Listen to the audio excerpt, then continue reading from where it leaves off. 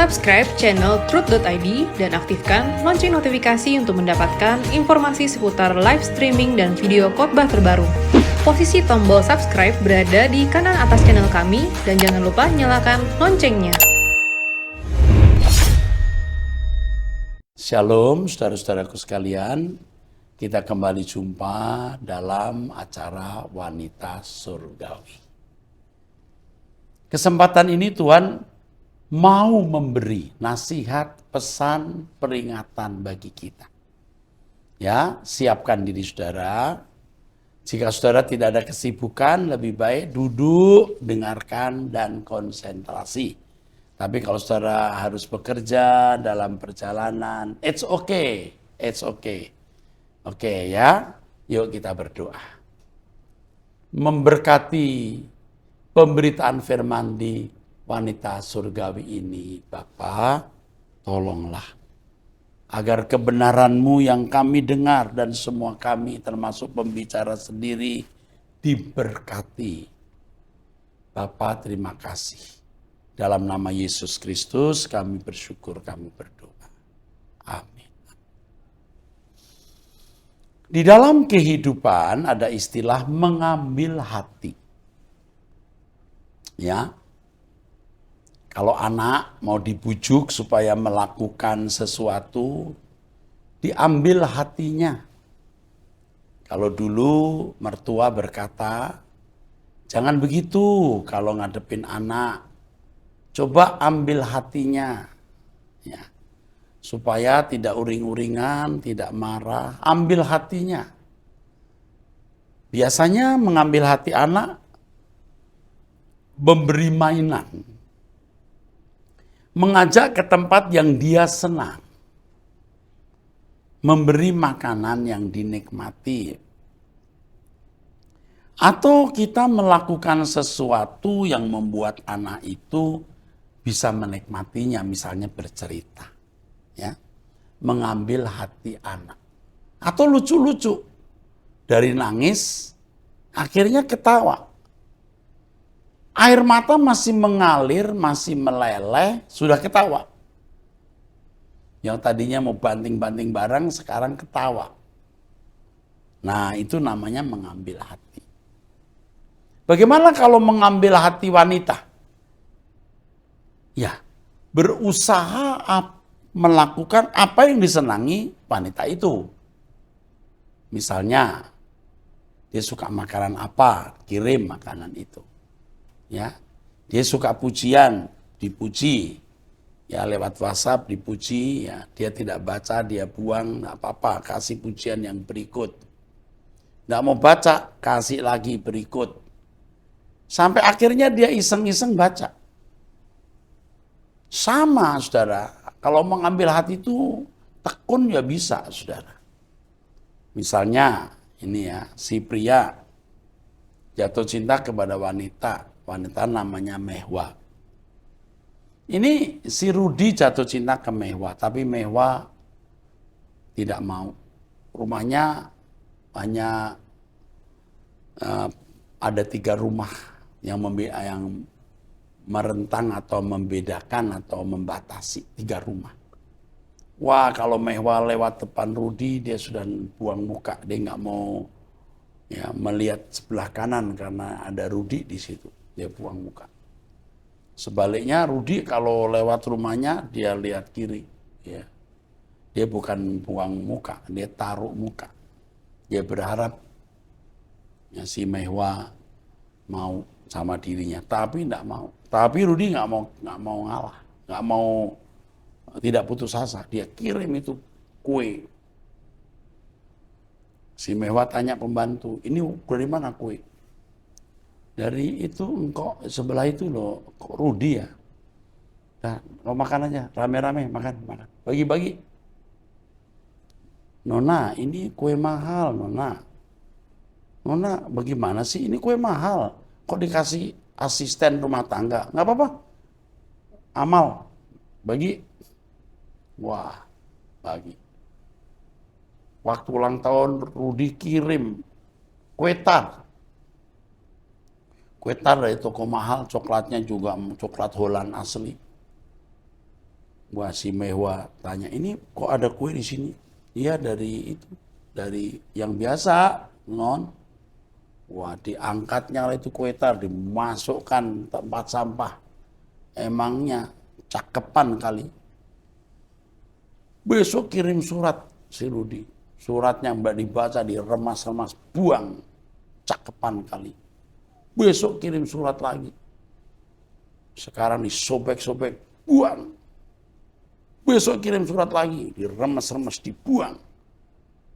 Waktu habis dibuang dia mikir, apa sih isinya? Dia ambil, dia buka. Wah, bunyinya, I can't stop loving you. Itu saja. I can't stop loving you. Ah, gumbal katanya. Besok kirim lagi. Dia mau tahu, apa lagi kemarin itu judul kalimat lagu. Sekarang apa lagi? Begitu dibuka. Wah, Matius 6:33. Wah, ini sudah mulai firman Tuhan ini. Aduh, besok lagi kirim lagi. Lama-lama disimpan itu surat. Lama-lama kalau dia lewat depan Rudi, rumah Rudi udah pelan. Biasanya 60 km per jam. Sekarang 10 km. Lama-lama 5 km. Lama-lama dia nengok. Ada nggak ya Rudi? Sampai akhirnya singkat cerita Rudi bisa jalan bareng. Dia berhasil mengambil hati Mehwa. Gimana kalau mengambil hati pejabat? Wah, banyak cara. Si istri pejabat ulang tahun kirim hadiah. Pejabat mau keluar negeri, ya titip Pak, ini buat belanja-belanja. Itu gratifikasi ya, mestinya enggak boleh ya. Tapi menggalang hubungan. Ada untungnya ya, tadi anak diberhentikan nangisnya. Tapi yang kedua, wanita bisa dinikmati. Ketiga, pejabat menguntungkan bisnis. Bagaimana kalau sampai kita bisa mengambil hati Tuhan? Wow. Wow. Kalau Anda bisa mengambil hati seorang pejabat, khususnya aparat keamanan, wah, saudara terlindungi. Iya. Nah, saudara, kalau sampai kita bisa mengambil hati Tuhan, kenapa kita tidak berusaha mengambil hati Tuhan? Mengapa? Begitu saudara berniat mengambil hati Tuhan dan berkata, Tuhan, aku ingin akrab denganmu, aku ingin intim denganmu, aku mau bermesraan denganmu, aku mau harmoni denganmu, aku mau berjalan bersamamu. Tuhan berkata, ya ini yang aku mau, gitu saudaraku. Biasanya orang kalau berdoa, Tuhan tolong aku belum menikah. Sudah menikah, Tuhan tolong aku mau punya anak. Tuhan kalau aku bisa punya rumah sendiri. Sudah diberi rumah, punya anak. Ya sudah punya pasangan, punya anak. Tuhan kalau aku bisa punya kendaraan roda 4 yang bagus. Terus urusan dengan Tuhan hanya karena mau meloroti Tuhan. Mau eksploitasi Tuhan. Tuhan sumber berkat. Tuhan mau kita berkeadaan baik-baik. Tuhan bisa memberkati kita. Tetapi sebenarnya Tuhan itu menginginkan hati kita. Kasihlah Tuhan Allahmu dengan segenap hati, segenap jiwa, akal budi, kekuatan. Ya. Matius ya, pasal 22 ayat 37 sampai 40. Maksudnya sudah tahu apa? Agar hati kita berikan ke Tuhan. Saudara bisa memberikan duit, pasti jumlahnya terbatas. Saudara bisa memberikan tenaga, pasti jumlahnya terbatas. Seberapa kuat saudara? Saudara bisa memberikan darah berapa liter darah saudara. Tapi kalau saudara memberikan hati, itu tidak terbatas. Siapa orang yang bisa memberikan hatinya untuk Tuhan? Yaitu mereka yang berusaha mengambil hati Tuhan. Ingat ya, mengambil hati Tuhan untuk bisa harmoni, intim, mesra, akrab. Dan seiring dengan berjalannya waktu kita berusaha mengambil hati Tuhan, hati kita pun kita berikan kepada Tuhan. Nah itu benar-benar timbal balik, saudaraku. Saudara punya masalah kan? Sering berdoa dan rasanya Tuhan tidak jawab. Mungkin saudara sampai kecewa dan berpikir memang Tuhan tidak peduli saudara. Saudaraku, Tuhan itu berperasaan. Iya, berperasaan. Ketika bangsa Israel menjerit, Tuhan dengar. Tuhan turun ke Mesir untuk membebaskannya. Di perjanjian baru dikatakan, buruh-buruh yang ditahan gajinya, yang diperlakukan semena-mena, berteriak menjerit, Tuhan dengar. Saudara, Tuhan itu berperasaan. Ketika Lot dalam bahaya, saudara, Tuhan tahu kalau Lot ada apa-apa, Abraham sahabatnya berduka. Tuhan mengutus 2 orang utusan untuk menyelamatkan Lot. Sering di Alkitab kita membaca kalimat, aku mengingat perjanjianku dengan Abraham. Aku mengingat perjanjianku dengan nenek moyangmu. Nah, Tuhan itu berperasaan, saudaraku. Nah, kita memiliki Tuhan seperti ini, mengapa kita tidak serius berurusan dengan Dia? Ambil hatinya. Dengan memberikan segenap hati kita kepadanya. Ambil hatinya. Bagaimana kita bisa mengambil hati Tuhan? Yang pertama, seperti yang tadi saya kemukakan, kasihlah Tuhan Allahmu dengan segenap. Jangan kita memberi cinta kita kepada objek lain selain Tuhan. Kalau kita memberikan cinta kita kepada Tuhan, maka kita akan mencintai istri, anak-anak, dan orang-orang yang harus kita cintai secara benar atau pada porsinya atau proporsional. Jadi saudara-saudaraku sekalian, ini penting sekali, saudara. Kita harus bersedia memberikan hati kita kepada Tuhan dengan tidak terikat dengan segala kesenangan. Ketika hati kita mencintai Tuhan dan berkata, hanya Engkau yang kuingini, saudara, seperti memancarkan pancaran harum di hadapan Allah. Lalu Allah memandang saudara dari atas. Dan Tuhan memprotek saudara, memberkati saudara, menolong saudara, membela saudara. Karenanya, saudara-saudaraku, biar saudara sungguh-sungguh mengasihi Dia. Mengasihi Tuhan. Kita yang harus membuat jiwa kita mencintai Tuhan. Dan ini kabar baik. Tidak ada orang yang bisa melarang saudara mengasihi Tuhan dengan segenap hati, jiwa, kalbu, dan kekuatan. Ketika saudara berkata, Tuhan aku mengasihi Engkau dan aku memberikan segenap hidupku tanpa batas. Kalau hatiku kuserahkan berarti segenap hidupku tanpa batas. Aku tidak menuntut apapun daripadamu Tuhan, aku hanya ingin mengasihi Engkau. Wah, Tuhan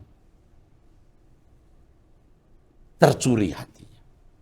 Seperti Daud, dalam tanda kutip, mencuri hati Tuhan. Itulah sebabnya Daud disertai Tuhan luar biasa.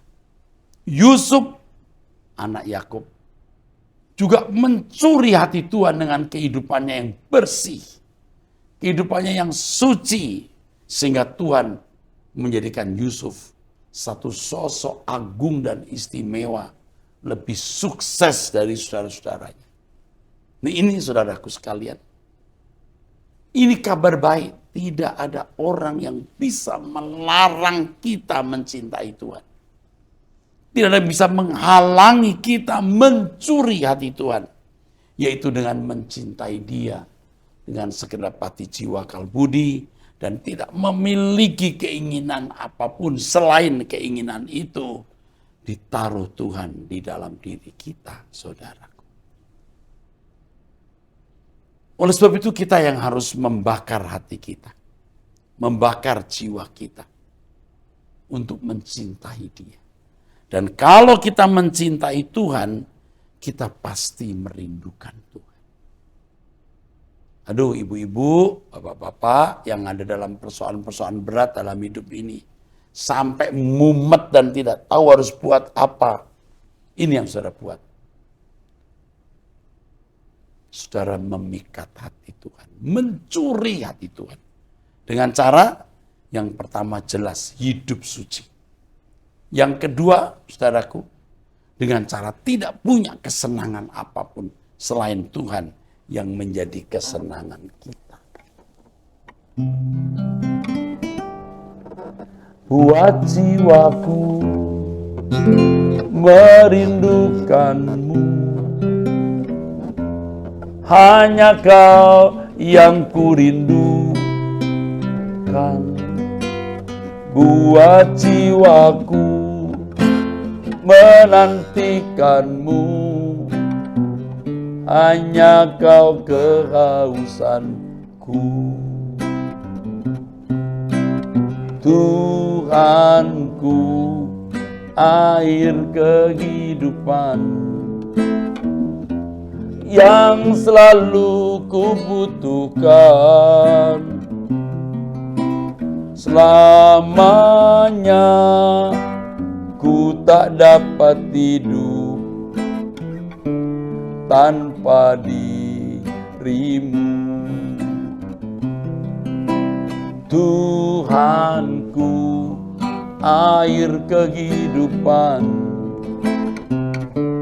yang selalu kubutuhkan.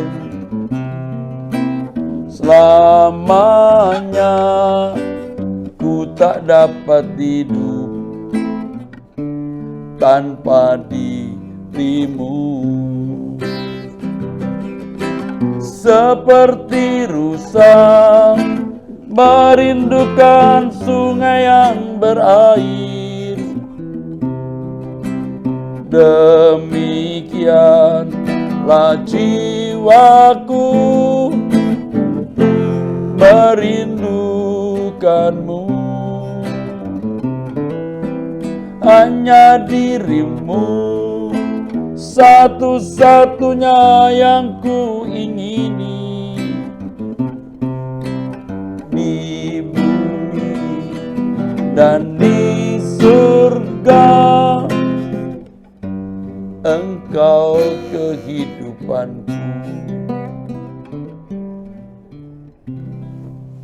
Saudaraku, saya mau mencuri hati Tuhan. Karenanya saudara sediakan waktu untuk melayani Tuhan secara pribadi. Yang saya pahami, sebelum kita melayani Tuhan dalam aktivitas dan kegiatan, layani Tuhan secara pribadi. Datang, jangan minta apa-apa, kami menyembahmu. Aku menyembahmu Tuhan, terpujilah Engkau, haleluya, amin. Jadi kita mencuri hati Tuhan, dan itu yang saya lakukan, saudara. Jadi begitu saya bangun, biasanya saya merasa Tuhan yang membangunkan. Jam 12:30, jam 2, Wah, rasanya mata mau tertutup, saudara. Tapi begitu kita datang berkata, Bapa di surga, yes, terbuka. Lalu kita menyembah. Haleluya, haleluya. Tidak minta apa-apa, menyembah saja. Haleluya. Sampai kita bisa berlutut, kita taruh muka kita sampai ke tanah. Aku menyembahmu Tuhan. Aku meninggikan Engkau. Begitu saudara. Doa, penyembahan, berjumpa dengan Allah. Lalu kehidupan setiap hari, nah ini luar biasa. Tuhan menyediakan kita peristiwa-peristiwa di mana kita dapat menyenangkan Dia. Peristiwa-peristiwa itu banyak yang tidak menyenangkan. Tetapi memang didesain Tuhan untuk menyenangkan Dia. Ketika saudara dimusuhi orang, sampai tingkat difitnah, dilukai habis-habisan. Tapi saudara berkata, ku ampuni dia. Aku tidak berhak menghukum, aku kembalikan kepada Tuhan. Wah, itu membuat senyum Tuhan, saudara. Senyumnya. Tuhan izinkan peristiwa-peristiwa terjadi. Kesempatan untuk mencuri, kesempatan berzina, kesempatan melukai dan menindas orang. Tapi kita menolak. Dengan cara itulah kita menyenangkan Dia. Jadi kalau sekarang saudara sedang dalam masalah, Anda sudah tidak mendengar Tuhan berbicara. Engkau merasa sendiri. Cari Tuhan. Temukan hadirat Tuhan, saudaraku.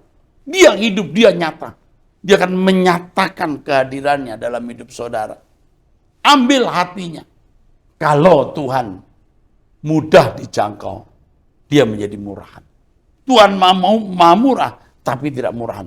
Kita yang harus berjuang terus berjuang untuk menghampiri Tuhan. Jam 1:30 pagi, jam 1 pagi, Tuhan bangunkan kita sembah Tuhan. Haleluya. Lalu hari-hari kita punya kesempatan berbuat dosa. Wah, pokoknya segala jenis dosa bisa kita lakukan. Tapi kita memilih taat. Ya, sampai pada tingkat tertentu kita memilih pulang ke surga. Nah, ini perkembangan yang bisa terjadi atas kehidupan orang yang bergaul dengan Allah. Orang yang mengenal Allah dengan benar itu orang yang bergaul dengan Allah dalam waktu yang memadai. Waduh, bagaimana bisa mengenal Tuhan?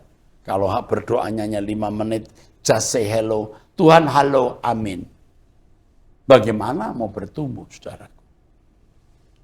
Ku hanya ingin mengasihimu. Aku hanya ingin menyenangkanmu. Tuhan sambut.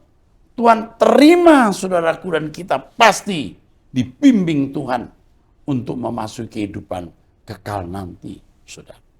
Luar biasa. Ya, luar biasa, saudaraku.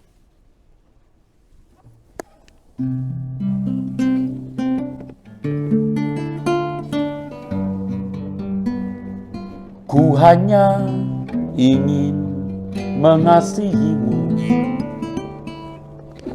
dengan segenap hati dan jiwaku, dengan segenap akal, budi dan kekuatanku, hari ini dan selamanya. Ku hanya ingin menyenangkanmu, segala perkara setiap waktu, sejak ku hidup di bumi sampai di sorga, hari ini dan selamanya. Menyenangkanmu, menyenangkanmu, senang senangkan Tuhan dalam segala perkara. Menyenangkanmu, menyenangkanmu, senangkan Tuhan sampai nanti di surga. Senangkan Tuhan sampai selama-lamanya. Kalau saudara bisa mengambil hati Tuhan, wah, Tuhan maha kuasa, maha kuat, setia dan baik. Kenapa kita tidak berusaha? Tidak perlu biaya uang. Tidak perlu Anda harus berpendidikan tinggi. Engkau hanya punya hati yang saudara angkat dan berkata, Tuhan, aku berniat mencintai Engkau. Aku berikan hidupku, hatiku tanpa batas untuk-Mu. Pilihan ini menguntungkan dan saya memilih itu, saudara. Kita harus memilih itu. Sampai saudara bertanya, apakah masih ada salah dalam hidupku? Kita tahu kita ini sudah suci atau belum, mestinya kita tahu. Namun demikian kita masih berkata, Tuhan, jika ada sesuatu yang salah dalam hidupku, beritahu dan aku bertobat. Tuhan, aku tidak mempunyai keinginan selain keinginan yang dari Tuhan. Jadi semua yang kuingini adalah sesuatu yang berkenan di hadapan Allah. Kita jangan berbuat dosa, jangan mengingini sesuatu yang Tuhan tidak berkenan. Dan kita minta petunjuk Tuhan. Tuhan pasti bicara, menuntun kita apa yang patut kita minta, apa yang tidak patut kita minta. Tuhan pasti menuntun kita, saudara. Pasti. Ini luar biasa. Saudaraku sekalian yang kekasih, sering ya saya menjumpai atau menghadapi orang-orang yang wah masalahnya ruwet-ruwet. Dan jujur ngomong, kita nggak tahu bagaimana memberi jalan keluar. Ini seperti benang kusut, wes, nggak bisa diurai. Biasanya saya hanya memandang Tuhan dan menganjurkan orang itu hidup suci. Lawan masalahmu dengan kesucian. Bergaul dengan Allah, menjadi kekasih Tuhan. Kalau kamu menjadi kekasih Tuhan, kamu terpelihara. Bahkan orang-orang yang saudara kasihi pun dipelihara Tuhan. Benar. Sampai kita semua dibimbing, dituntun, diarahkan, dijagai untuk bisa sampai rumah Bapa, langit baru, bumi baru. Bukan hanya menjadi anggota masyarakat, tetapi di istana Allah Bapa, saudaraku. Mengapa kita tidak mengambil keputusan ini? Kalau Tuhan di pihak saudara, karena saudara mengambil hati Tuhan, nggak ada masalah. Sebesar apapun masalah yang saudara hadapi, Tuhan akan topang. Tuhan tolong saudara. Tuhan mau menyatakan kemuliaannya dalam hidup saudara. Jadi kalau saya mumet ngadapin orang banyak masalah, aduh bagaimana mengurai. Ini masalah kan tidak bisa kita pecahkan seperti membuat jawaban matematik. Nggak bisa. Kita perlu mengikuti terus proses yang ada. Tapi terutama kita mengasihi Tuhan. Tuhan akan selesaikan pada waktunya. Tuhan itu besar, saudaraku. Tuhan pasti menolong, melindungi saudara. Salah satu lagu yang sering saya nyanyikan begini, saudara. Ku perlu kau Tuhan. Pegang tanganku.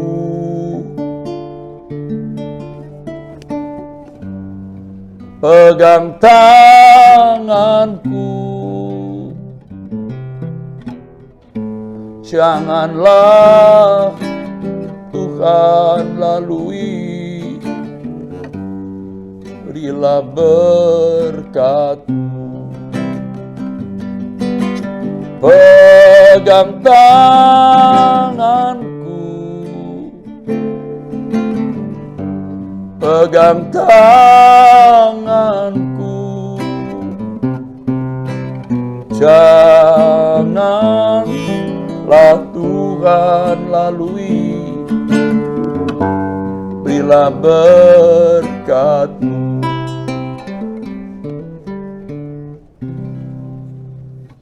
Inilah suara Tuhan untuk saudara.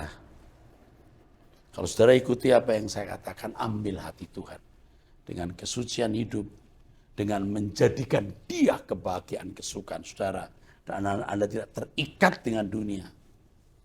Selesai. Saya sedang asik terus mengusahakan hal ini.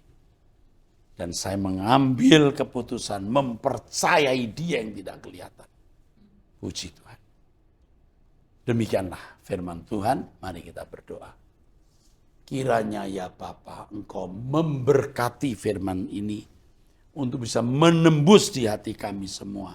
Dan kami mengingatnya di jalan-jalan hidup kami ke depan. Dalam nama Yesus Kristus. Amin. Saudaraku sekalian yang kekasih, kita sudah usai Wanita Surgawi. Nantikan Wanita Surgawi di episode yang akan datang, ya, di waktu mendatang maksud saya. Tuhan berkati. Sampai jumpa.